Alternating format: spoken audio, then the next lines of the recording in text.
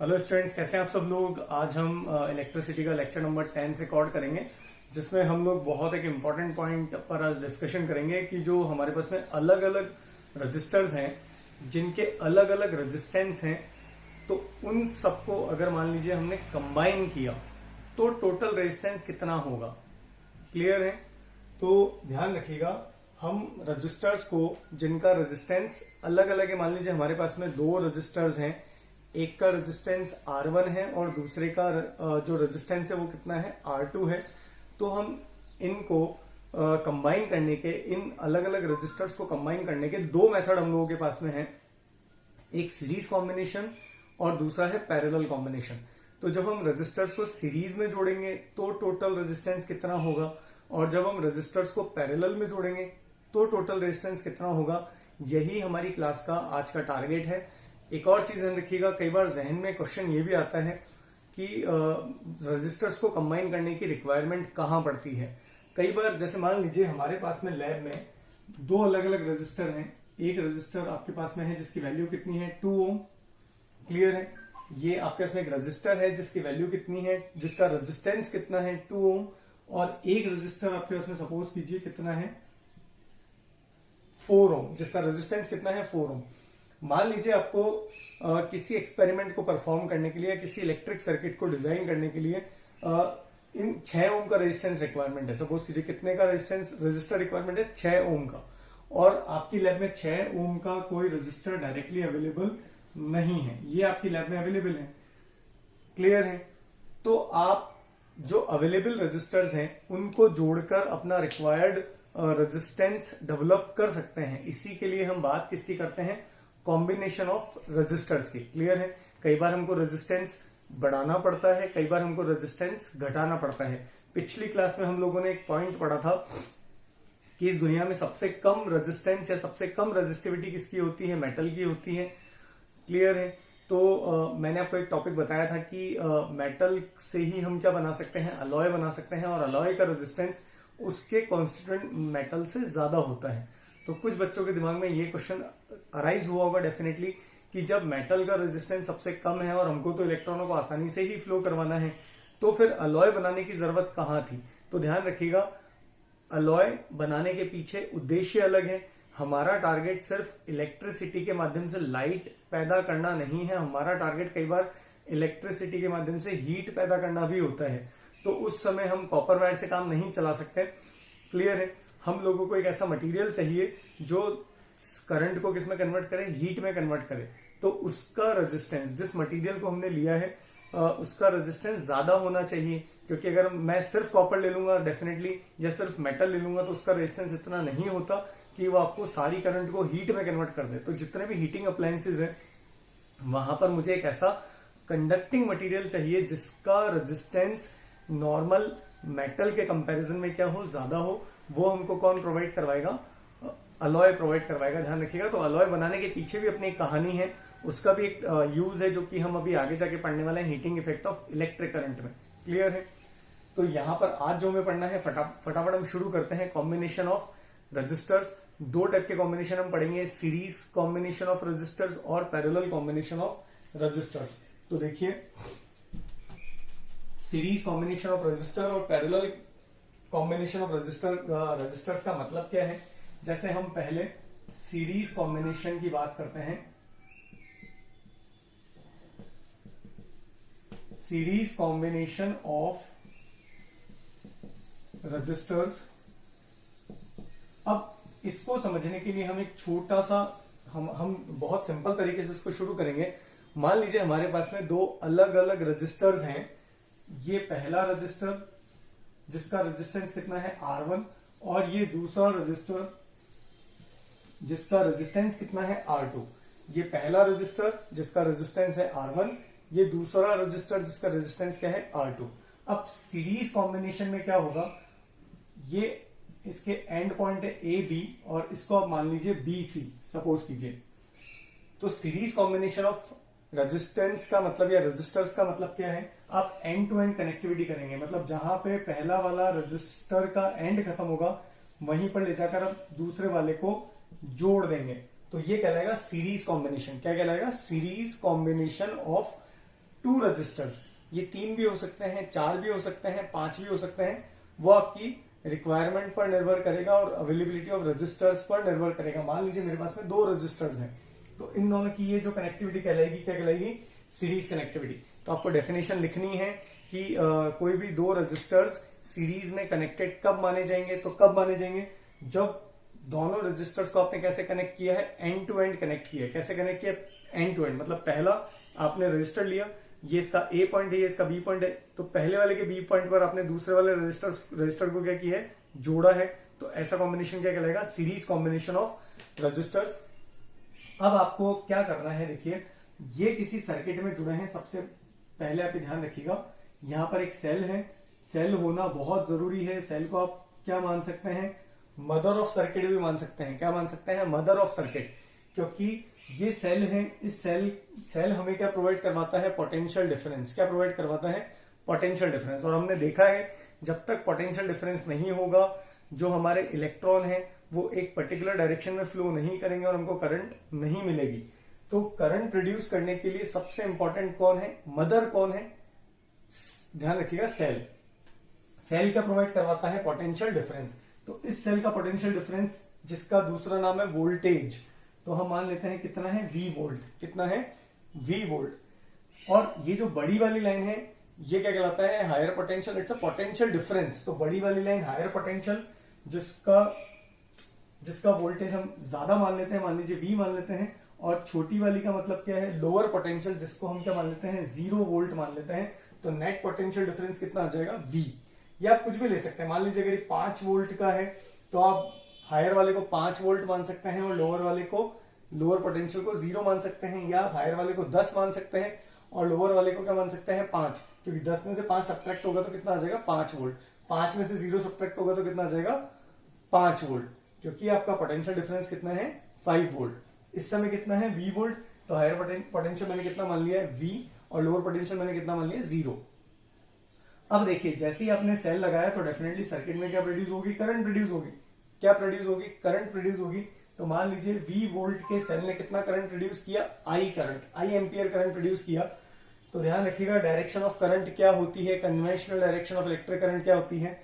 Higher potential से lower potential. एक और चीज ध्यान रखिएगा, देखिए जितना करंट हायर पोटेंशियल से निकलता है, वापस आपको रिटर्न भी करना होगा किसको?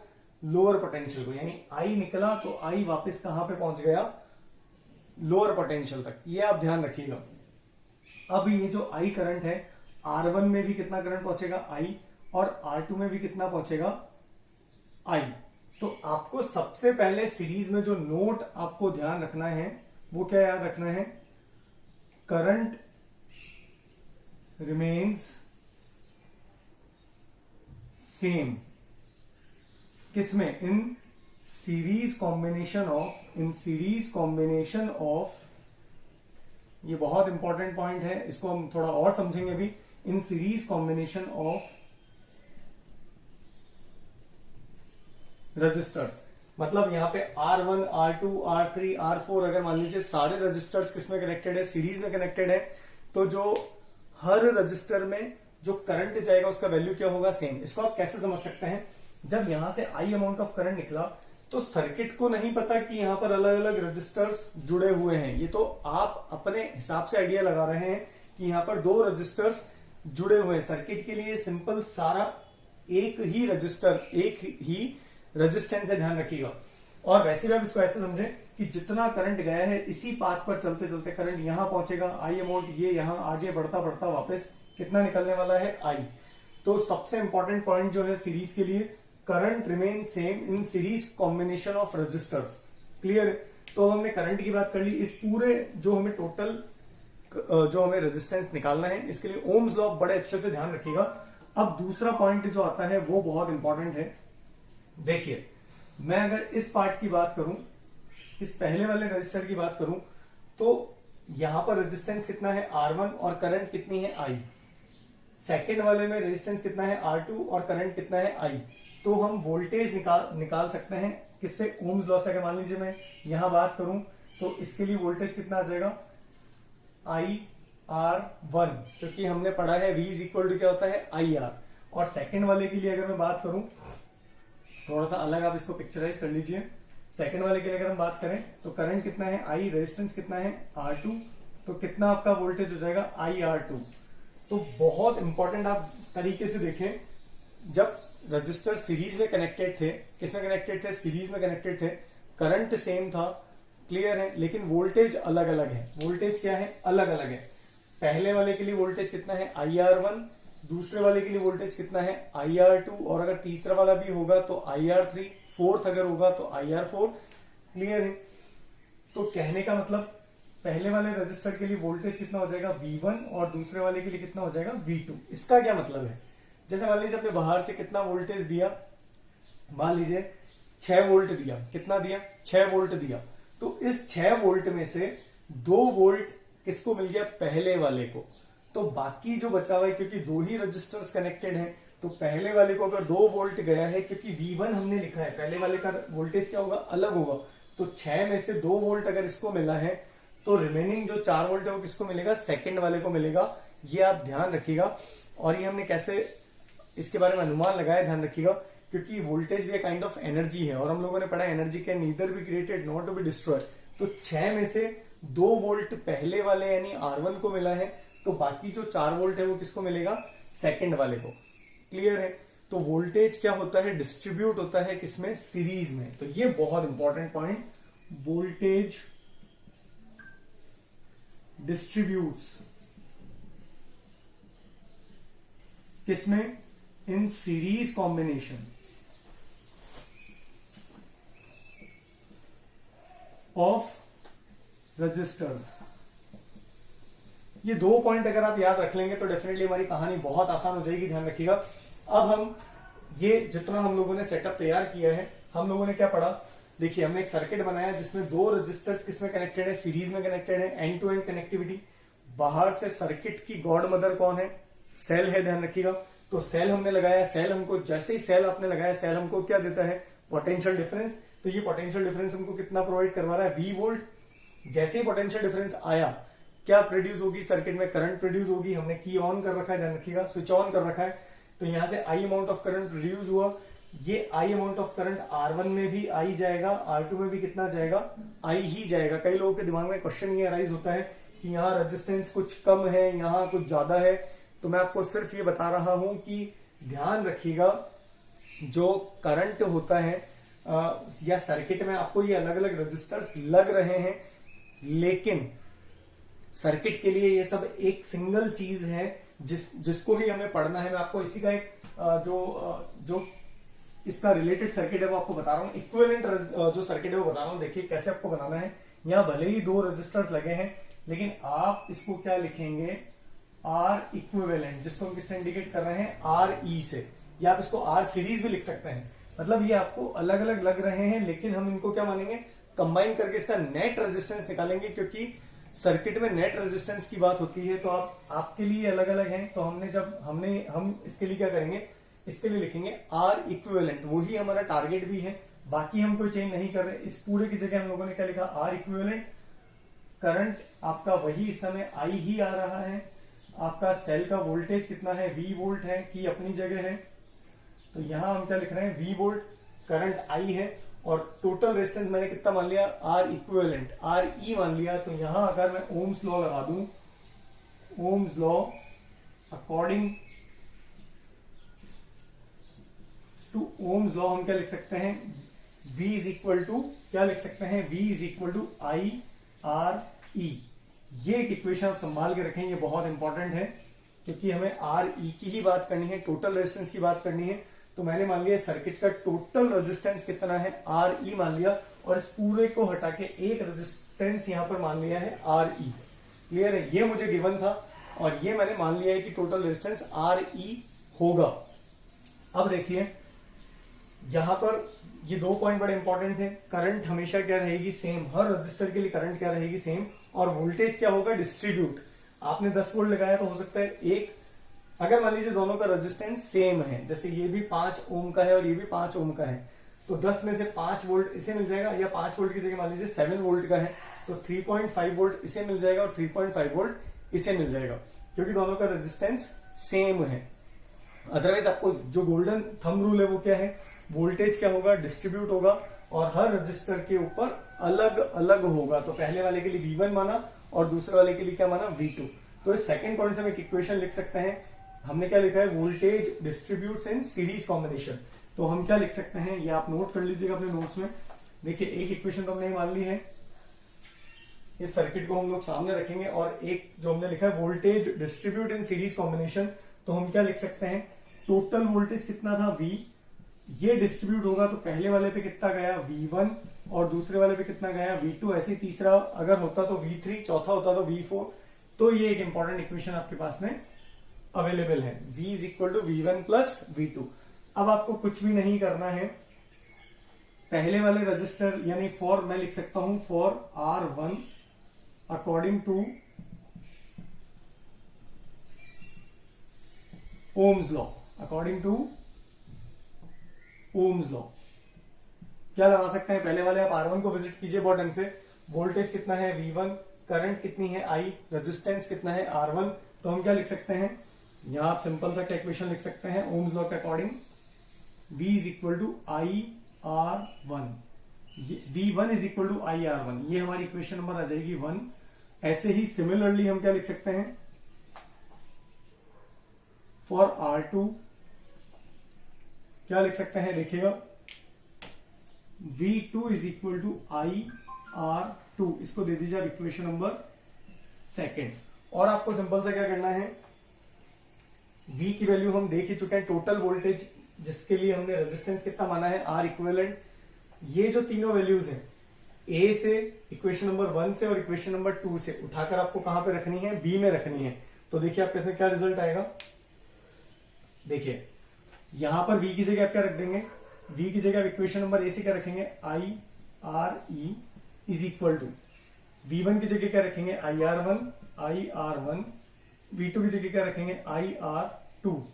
यहां से आपका I कॉमन आ जाएगा तो IRE is equal to IR1 plus R2, I से कैंसिल आउट हो जाएगा तो आपका R इक्विवेलेंट कितना आ जाएगा, R1 प्लस R2। तो यही हमारा टारगेट था। अब हम लोग इस इक्वेशन से क्या बता सकते हैं, ये RE क्या है, इक्विवेलेंट रेजिस्टेंस, टोटल रेजिस्टेंस। कब, जब दो या दो से ज्यादा रजिस्टर्स किस में कनेक्टेड हो, सीरीज में कनेक्टेड हो। तो जब सीरीज में कनेक्टेड हो तो आपको क्या करना है, सिंपल जो भी रजिस्टर की वैल्यू, रेजिस्टेंस की वैल्यू दी हुई है उसको आप सिंपल जोड़ दीजिए, अलजेब्रिक तरीके से जोड़ दीजिए। मान लीजिए ये कितना है 2 ओम और ये मान लीजिए 6 ओम, किसमें जुड़े हुए हैं, सीरीज में जुड़े हुए हैं। तो टोटल रेजिस्टेंस R इक्विवेलेंट कितना हो जाएगा, 2 प्लस 6 कितना हो जाएगा, 8 ohm. This is the concept. तो क्लियर है, आपको क्या समझ आया कि जब आपको सर्किट का रेजिस्टेंस बढ़ाना है, सर्किट में रेजिस्टेंस को बढ़ाना है, तो आप जो भी अवेलेबल रेजिस्टर्स हैं उनको आप किस में जोड़ दें, सीरीज में जोड़ दें। जैसे 2 ओम और 6 ओम के दो रेजिस्टर्स अवेलेबल थे, तो आप जब इनको सीरीज में जोड़ेंगे तो टोटल रेजिस्टेंस कितना हो जाएगा, 8 ओम, जो कि 2 से भी ज्यादा है और 6 से भी ज्यादा है। यहां तक की कहानी क्लियर है। तो सीरीज कॉम्बिनेशन ऑफ रेजिस्टर्स में जो इक्विवेलेंट रेजिस्टेंस है वो इंक्रीज हो जाता है, जो हाईएस्ट है उससे भी ज्यादा हो जाता है। जैसे 2 और 6 में हाईएस्ट कौन है, 6 है, तो 6 से भी ज्यादा अगर आपको रेजिस्टेंस करना है तो दोनों को किस में कनेक्ट कर दें, सीरीज में कनेक्ट कर दें। क्लियर है ये बात। तो ये बड़ा सिंपल सा कॉन्सेप्ट था। याद क्या रखना है सिर्फ हमको कि सीरीज में जब आप रेजिस्टर्स को जोड़ेंगे तो करंट क्या रहेगा, सेम, और वोल्टेज क्या होगा, डिस्ट्रीब्यूट। ये आप ध्यान रखिएगा।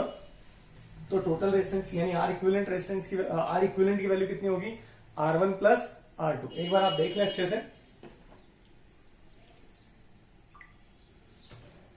देखिए नेक्स्ट कॉन्सेप्ट है हमारा, जब रजिस्टर्स किसमें जुड़े हों। इसके एक एग्जांपल भी हम लोग देख लेते हैं। जैसे देखिएगा, एक क्वेश्चन हम लोग सॉल्व कर लेते हैं आसान सा। देखिए मान लीजिए आपके पास में 3 रजिस्टर्स हैं, 6 ओम, 8 ओम और मान लीजिए 7 ओम। क्लियर है, तीनों किसमें जुड़े हैं, सीरीज में। और बाहर से मान लीजिए आप लोगों ने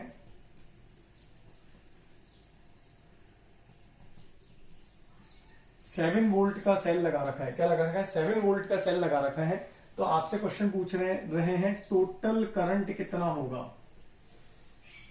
भाई आपको V दिया हुआ है, R दिया हुआ है, तो I पूछेंगे according to the Ohm's law. इस जितने भी आपके कॉम्बिनेशन ऑफ रेजिस्टर्स के क्वेश्चन में ओम्स लॉ बड़ा इंपॉर्टेंट है, ध्यान रखिएगा। तो आपसे पूछें टोटल करंट ऑफ सर्किट कितना होगा, तो निकाल सकते हैं। पहले आप टोटल वोल्टेज आपको कितना गिवन है वो लिख लें, 7 वोल्ट। जैसे ही 7 वोल्ट लगाया डेफिनेटली सर्किट में क्या प्रोड्यूस होगा, करंट प्रोड्यूस होगा, इसमें तो कोई डाउट है ही नहीं। वो मैंने कितना मान लिया, आई। मान लेते हैं टोटल करंट कितना है, क्योंकि निकालना है, मैंने उसको मान लिया आई। अब मुझे निकालना है सर्किट का टोटल रेजिस्टेंस। क्या निकालना है, टोटल करंट निकालना है, तो टोटल रेजिस्टेंस पता होना चाहिए। अभी तीनों रेजिस्टेंस किसमें कनेक्टेड है, सीरीज में कनेक्टेड है, तो टोटल रेजिस्टेंस कितना हो जाएगा, टोटल रेजिस्टेंस को मैं मान लेता हूं R E is equal to, ये तीनों सीरीज में है, तो अभी पढ़ के हैं कि जब 3 रेजिस्टर सीरीज में जुड़े हों तो टोटल रेजिस्टेंस निकालने के लिए आपको सिंपल एल्जेब्रिक सम करना है। कितना हो जाएगा, 6 + 8 + 7, इसको जोड़े कितना हो जाएगा, ये हो जाएगा 14 और 7 21 ओम। तो अब आपके पास में टोटल रेजिस्टेंस आपको पता है, टोटल वोल्टेज आपको पता है, तो आप आई नहीं निकाल सकते हैं क्या, 100% निकाल सकते हैं। V इज इक्वल टू क्या होता है, I R. I is equal to कितना हो जाएगा, V/R। V कितना है आपका 7 और R कितना है 21, यह आ जाएगा एम्पियर। कितना हो जाएगा 1/3 एम्पियर।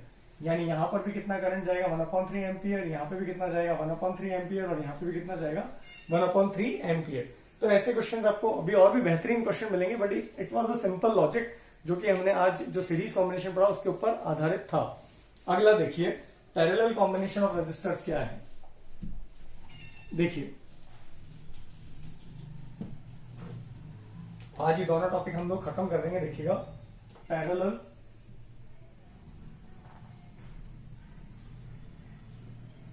कॉम्बिनेशन ऑफ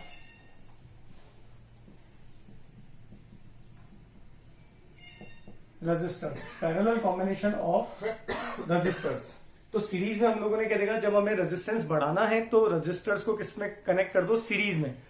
पैरेलल का उल्टा कॉन्सेप्ट है, जब आपको रेजिस्टेंस को, टोटल रेजिस्टेंस को घटाना है, कम करना है। क्लियर। जैसे आपके पास मान लीजिए 2 ओम और 4 ओम के 2 रेजिस्टर्स हैं, आपको बढ़ाना है, मतलब जो हाईएस्ट है उससे भी ज्यादा करना है। अभी आपका हाईएस्ट क्या है 2 ओम और 4 ओम में, 4 ओम हाईएस्ट है, इससे भी ज्यादा करना है तो किसमें कनेक्ट कर दें, सीरीज में। तो आंसर कितना आएगा 6 ohm, which is more than the highest one. Clear है। अब अगर मान लीजिए आपको जो इसका उल्टा कॉन्सेप्ट करना है कि जो सबसे कम है उससे भी कम करना है, तो सबसे कम क्या है 2 ओम, इससे भी कम अगर आपको रेजिस्टेंस लेकर आना है, 2 से कम क्या हो सकता है 1.5 हो सकता है, 1.9 हो सकता है, 1 हो सकता है। तो अगर 2 से भी कम करना है तो आपको क्या करना है, इसको पैरेलल में कनेक्ट करना है। किसमें कनेक्ट करना है, पैरेलल में। तो जब रेजिस्टेंस घटाना है तो पैरेलल में कनेक्ट कर दें, और जब रेजिस्टेंस को बढ़ाना है तो सीरीज में कनेक्ट कर दें। अब पैरेलल कनेक्टिविटी का मतलब क्या है, देखिए मान लीजिए 2 रेजिस्टर्स आपके इसमें पैरेलल में कनेक्टेड है, उसका मतलब क्या है, ये आपका R1 रेजिस्टेंस और ये आपका R2 रेजिस्टेंस। ये पैरेलल का मतलब क्या है, मैं आपको एक बार करके बताता हूं, डेमो देखिए। जैसे मान लीजिए आपके पास 2 रेजिस्टर्स हैं, तो इन दोनों का पैरेलल का मतलब क्या है कि आपने दोनों के एंड्स कॉमन कर दिए हैं। क्या कर दिए हैं, कॉमन कर दिए हैं। पहले वाले का रेजिस्टेंस R1, दूसरे वाले का R2। तो आप लोगों ने क्या किया, दोनों के एंड्स को क्या कर दिया है, मिला दिया है, एक कॉमन एंड पे जोड़ दिया है। वही काम मैंने यहाँ पे किया है। और फर्दर फिर हम इसको किससे कनेक्ट करेंगे, सेल से। सेल जो कि मदर ऑफ सर्किट है, वो तो लाना बहुत जरूरी है। सेल क्या करता है, जैसे सेल लगाया दिमाग में लेके आए, सेल क्या करता है, पोटेंशियल डिफरेंस प्रोवाइड करवाता है। तो कितना पोटेंशियल डिफरेंस प्रोवाइड करवाया, मान लीजिए V वोल्ट। कितना प्रोवाइड करवाया, V वोल्ट। जैसे ही V वोल्ट का पोटेंशियल डिफरेंस आप लोगों ने लगाया, आपके पास क्या प्रोड्यूस होगी, करंट। क्या प्रोड्यूस होगी, करंट। अब यहां देखिएगा थोड़ा सा, ये थोड़ा इंटरेस्टिंग पार्ट है। जैसे ही करंट इस पॉइंट पर पहुंचती है, करंट के पास 2 चॉइसेस हैं। देखिए इस वाले R1 में कितना करंट जाएगी, I1, और इसमें कितना जाएगी, I2। ऐसा क्यों हुआ, क्योंकि इससे पहले वाले सीरीज में क्या लॉजिक था, देखिएगा यहां R1 और यहां R2, यहां ये प्लस माइनस और ये हमारा की। अब जब यहां से करंट I प्रोड्यूस होता है तो करंट गैस में कोई ऑप्शन नहीं है, उसको इसी पाथ पे जाना है, इसीलिए यहां पे भी I पहुंचा और यहां पे भी I पहुंचा। बट जब हम इस वाले कॉम्बिनेशन को देखते हैं तो I के पास में चॉइस है, 2 पाथ है। जिसमें कम रेजिस्टेंस होगा उसमें ज्यादा करंट पहुंचेगा, और जिसमें ज्यादा रेजिस्टेंस होगा उसमें कम करंट पहुंचेगा। क्लियर है? तो यहाँ दो अलग अलग पाथ होने के कारण करंट क्या हो जाएगा, इस बार डिस्ट्रीब्यूट होगा, जबकि सीरीज में वोल्टेज डिस्ट्रीब्यूट हुआ था, ध्यान रखिएगा। ये करंट यहाँ पे I1 पहुंचा, क्लियर है, और वापस निकलकर ये I1 यहां से और ये I2 यहां से, तो I1 प्लस I2 होकर वापस आपको कितना मिलेगा, जो नेगेटिव टर्मिनल है कितना मिलेगा, I2 नहीं मिलेगा, I ही मिलेगा। कैसे याद रखना है, ये हमेशा ध्यान रखिए, हायर पोटेंशियल ने जितना करंट दिया है, बीच में भले कितने भी रेजिस्टर्स हो, कैसे भी जुड़े हों, जब फाइनली वो कहां पर पहुंच रहे होंगे, नेगेटिव टर्मिनल यानी लोअर पोटेंशियल पर पहुंच रहे होंगे, तो लड़ झगड़ कर निकले कितने थे, आई करंट निकली थी। रास्ते में बहुत सारे कभी सीरीज के रूप में बैरियर आ रहे हैं, कभी पैरेलल के रूप में बैरियर आ रहे हैं, लेकिन इन दी एंड जो मदर है वो जितना देती है वापस ले भी लेती है, ऐसा याद रखें। पॉजिटिव से आई निकला था, नेगेटिव पर वापस आई ही पहुंचेगा, भले बीच में ये कॉम्बिनेशन हो या भले ही बीच में ये वाला कॉम्बिनेशन हो। क्लियर? बस यहां जब पैरेलल में जुड़े होंगे तो करंट अलग अलग रास्तों से होती ही, किसी में I1 पहुंचेगी, किसी में I2 पहुंचेगी, लेकिन फाइनली जब वो कंबाइन होकर पहुंचेगी तो I ही पहुंचेगी, ये ध्यान रखिएगा। और यहां पर सेम क्या रहेगा, तो पहला क्या ध्यान रखेंगे, नोट क्या याद रखेंगे पैरेलल के लिए, current will distribute, current will distribute किसमें, पैरेलल में। तो सेम क्या रहेगा, वोल्टेज, वोल्टेज देखिए कैसे, यहां पर ये जो हायर पोटेंशियल था मैंने उसका कितना माना, V वोल्ट, लोअर पोटेंशियल का मैंने कितना माना, 0 वोल्ट। अब देखिए सेल से इन रेजिस्टेंस तक आने से पहले हमारे पास में रेड कलर का वायर है, इसको हम क्या बोलते हैं, कनेक्टिंग वायर, जो कि किससे बना होता है, एक ऐसे मटेरियल से बना होता है जिसका रेजिस्टेंस बहुत कम हो। आप मान लीजिए किससे बना है, कॉपर से बना है। तो हम ये मानते हैं कि ये हायर पोटेंशियल का कोई लॉस नहीं हुआ इस पाथ से, जितना यहां से V निकला कनेक्टिंग वायर पे कोई ड्रॉप नहीं हुआ, और यहां पर भी इस पॉइंट का पोटेंशियल कितना है, V वोल्ट है, और ये 0 है, तो यहां से कनेक्टिंग वायर का कोई लेना देना नहीं है, ये 0 वोल्ट है। यानी मान लीजिए कनेक्टिंग वायर हम नेग्लेक्ट कर देते हैं, ऐसा रियल टाइम में नहीं होता। जैसे मान लीजिए क्योंकि इसका रेजिस्टेंस कम है लेकिन कुछ तो है, तो वोल्टेज को यानी जो हम पोटेंशियल डिफरेंस देते हैं तो वहां से कुछ काम तो होगा ही होगा। मतलब पोटेंशियल डिफरेंस का काम क्या है, इलेक्ट्रॉनों को पुश करना। तो हम ये मानते हैं कि इस वाले ये पाथ स्मूथ है, यहाँ पर जो हमारा पोटेंशियल उसका कोई लॉस नहीं हुआ है, ये हम अज्यूम करते हैं आइडियल कंडीशंस के लिए, और आपको भी ध्यान रखना है। क्लियर? तो यहां से जो वोल्टेज पहुंचा बिल्कुल इस पॉइंट पे V ही मिलेगा, तो ध्यान रखिए। अब दोनों कनेक्टिंग वायर जो है, एक इस एंड पे इसको P मान लें और इसको क्या मान लें, Q मान लें। तो P का पोटेंशियल कितना है, V है, और Q का पोटेंशियल कितना है, 0 है। तो अब हम, क्योंकि पहला वाला रजिस्टर भी कहां पे जुड़ा है, P और Q के बीच में जुड़ा है, और दूसरा वाला रजिस्टर भी किसमें जुड़ा है, P और Q के बीच में जुड़ा है, तो दोनों का पोटेंशियल डिफरेंस क्या रहेगा, सेम। यानी पहले वाले रजिस्टर को पोटेंशियल कितना, पोटेंशियल डिफरेंस कितना होगा पहले वाले रेजिस्टेंस के लिए V, और दूसरे वाले के लिए भी कितना होगा, V।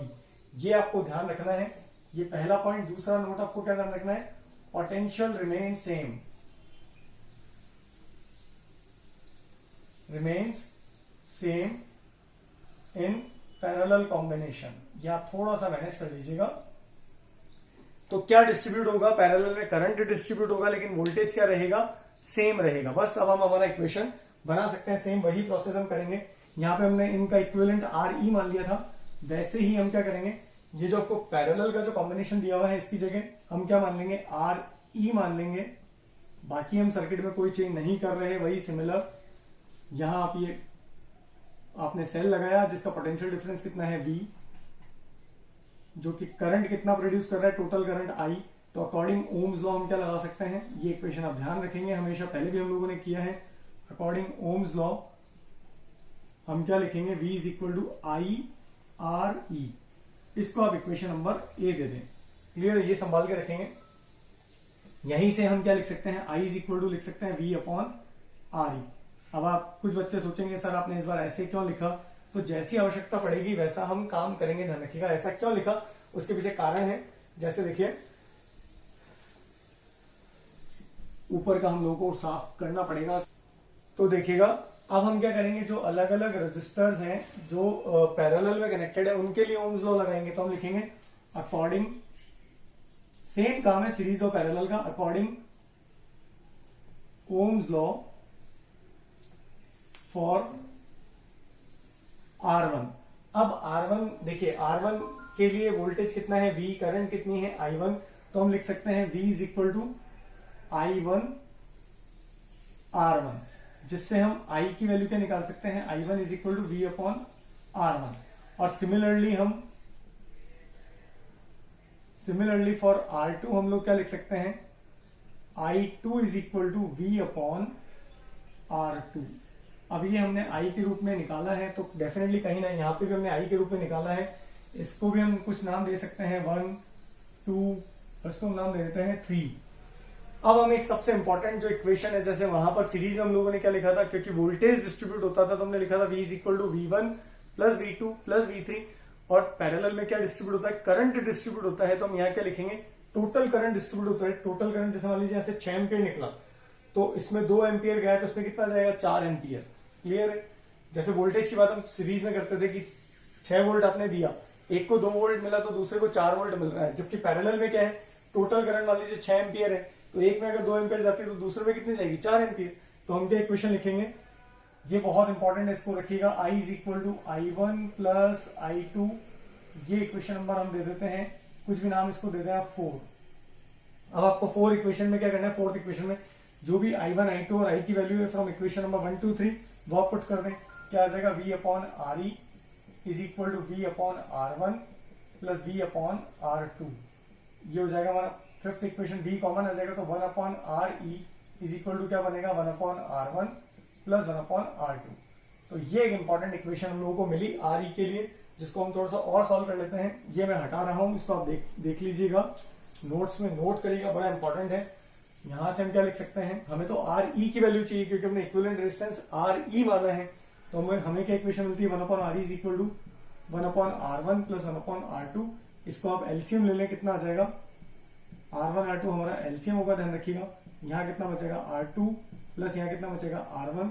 इसको हम लिख सकते हैं 1 अपॉन RE, और दिस इंप्लाइज का सिंबल। अब हमें RE की वैल्यू चाहिए, तो RE इज इक्वल टू कितना हो जाएगा, इसको उल्टा कर दें, ब्रैकेट हमेशा यूज करें, R1 into R2 upon R1 plus R2। So this is the equivalent resistance when resistors are connected in parallel. Clear? तो देखिएगा जो R equivalent आ रहा है वो क्या आ रहा है, R1 इंटू R2 अपन R1 प्लस R2। ये किसके लिए है, जब रेजिस्टर्स किसमें कनेक्टेड हो, पैरेलल। तो फटाफट इस पर बेस्ड हम एक न्यूमेरिकल करते हैं। देखिएगा थोड़ा सा आज का लेक्चर हमारा थोड़ा सा बड़ा है, लेकिन आपके लिए काम का है, ध्यान रखिएगा, इसको आप ढंग से समझें। जैसे एक क्वेश्चन हमारे पास में ये है, 2 रेजिस्टर्स हैं, एक 2 ओम और एक 4 ओम, किसमें कनेक्टेड है, पैरेलल में कनेक्टेड है। आपसे पूछा जा रहा है कि जब ये पैरेलल में कनेक्टेड है तो टोटल रेजिस्टेंस कितना होगा।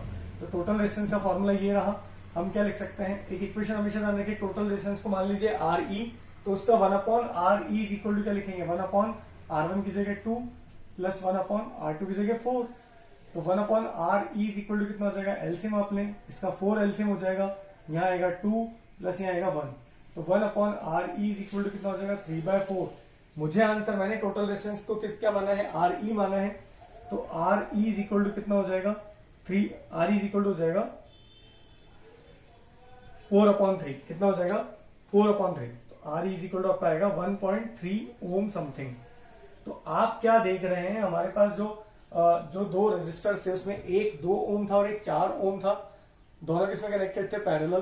तो जो इनका इक्विवेलेंट रेजिस्टेंस है, जो इनका टोटल रेजिस्टेंस है, वो सबसे कम वाले रेजिस्टेंस से भी क्या आ रहा है, कम। तो जो मुझे रेजिस्टेंस को कम करना है तो हम उसको किसमें कनेक्ट करेंगे, पैरेलल में। और जब हमको इसको किसमें कनेक्ट करना है, जब हमको रेजिस्टेंस को बढ़ाना है तो हम इसको किसमें कनेक्ट करेंगे, सीरीज में। अच्छा, एक और बात, हम एक और जस्टिफिकेशन आपको दे सकता हूं। देखिए एक और इंटरेस्टिंग सा फैक्ट है जो कि आपको बड़ा अच्छा लगेगा देखने में। देखिए बहुत अच्छे से इसको आप एनालिसिस कीजिएगा, थोड़ा सा मैं आपको और कॉन्सेप्ट सिखाने के लिए। मान लीजिए आपके इसमें 2 रेजिस्टर्स हैं, पहले वाले का रेजिस्टेंस R है और दूसरे वाले का भी क्या है, R। एक बार किसमें जुड़े हैं, सीरीज में। किसमें जुड़े हैं, सीरीज में। अब इन्हीं को अगर मैं पैरेलल में जोड़ दूं तो कैसे जुड़ेंगे, ये R और ये R। अब देखिए जब ये सीरीज में जुड़े होते हैं तो लेंथ क्या हो रही है, इंक्रीज हो रही है। एरिया ऑफ क्रॉस सेक्शन का तो कोई मतलब ही नहीं, area of cross section constant है। तो जब लेंथ बढ़ेगी तो रेजिस्टेंस भी क्या होगा, बढ़ेगा। तो बढ़ेगा तो मैंने डबल रेजिस्टेंस कर दिया, इसीलिए इसका आंसर कितना आ रहा है 2R। क्लियर है, R इक्विवेलेंट। और जब ये पैरेलल में कनेक्ट होते हैं तो हम देखिए लेंथ छोटी हो गई और area of cross section double हो गया, ऐसा हम अज्यूम कर सकते हैं जस्ट। तो हम R इज इक्वल टू क्या जानते हैं, रो इंटू एल अपॉन ए। क्लियर है, तो आप चेक कीजिएगा, R इक्विवेलेंट में लिख रहा हूं, R इक्विवेलेंट क्या हो जाएगा, इसी को मैं मान लेता हूं, इसको मान लेता हूं रो इंटू एल अपॉन ए। क्लियर है, जब लंबाई मैंने एल मान ली, एल मैंने एज्यूम की है, एरिया ऑफ क्रॉस सेक्शन मैंने ए ही लिया है, मटेरियल क्या है कुछ भी हो तो उसकी रेजिस्टिविटी हम लोगों ने क्या मान ली है, रो। तो 2R इज इक्वल टू हम लोग ये लिखेंगे, ध्यान रखिएगा, फर्स्ट कॉम्बिनेशन के लिए। सेकंड कॉम्बिनेशन के लिए R इक्विवेलेंट हम लोगों ने क्या लिखा है, रो इंटू एल अपॉन ए। एल हमारी क्या हो चुकी है, आधी हो चुकी है, ध्यान रखिएगा क्या हो चुकी है, आधी। तो हम क्या लिखेंगे, रो इंटू एल बाय 2, और एरिया ऑफ क्रॉस सेक्शन क्या हो चुका है, डबल हो चुका है, तो हम क्या लिखेंगे, ट्वाइस ऑफ ए। तो R इक्विवेलेंट क्या हो जाएगा, देखिए, रो एल अपॉन ए इंटू 1/4, और रो एल अपॉन ए की वैल्यू हमको पता है कितनी है, ट्वाइस ऑफ R। तो R इक्विवेलेंट कितना आ रहा है, आप चेक कीजिएगा, बड़ा इंटरेस्टिंग सा है, मैंने आपको समझाने के लिए कोशिश किया है, कितना आ रहा है 2R/4, जो कि कितना हो जाएगा, R/2। क्लियर है, और जब हम इसको अभी भी जो हम सीख कर आए, अगर वहां से निकालें, इनका टोटल में मान लेता हूं R इक्विवेलेंट, तो 1/R इक्विवेलेंट में क्या लिखूंगा, 1/R प्लस 1/R। यहां अगर अपन 1/R इज इक्वल टू लिखेंगे तो कितना हो जाएगा, 2/R, और R इक्विवेलेंट कितना हो जाएगा, R/2। तो वही तो आपका आंसर आ रहा है, आप ये चेक कर सकते हैं। ध्यान रखिएगा, यहाँ एक तरीके से पैरेलल में हमने क्या लेंथ को कम कर दिया है और एरिया ऑफ क्रॉस सेक्शन को बढ़ा दिया है। उम्मीद करता हूं आपको समझ में आया होगा, प्रैक्टिस कीजिएगा, नोट जरूर बनाइएगा, आज के लिए काफी है।